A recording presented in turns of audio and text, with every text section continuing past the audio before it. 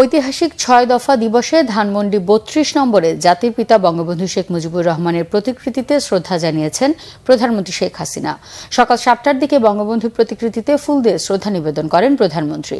এরপর সেখানে কিছু সময় নীরবে দাঁড়িয়ে থাকেন। পরে আওয়ামী লীগের পক্ষ থেকে নেতাদের নিয়ে বঙ্গবন্ধুর প্রতিকৃতিতে ফুল দেন দলীয় সভাপতি শেখ হাসিনা।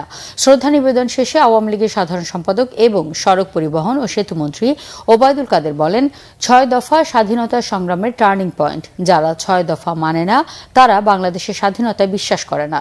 ৬ দফার ভিত্তিতে ১১ দফা আন্দোলনের সূত্রপাত। এই ৬ দফা ইতিহাসে বাঁক পরিবর্তন করেছে।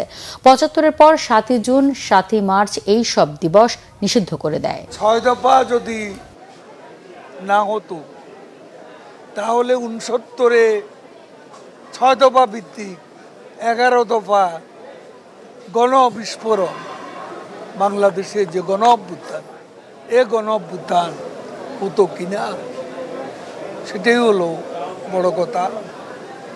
এবং আজকে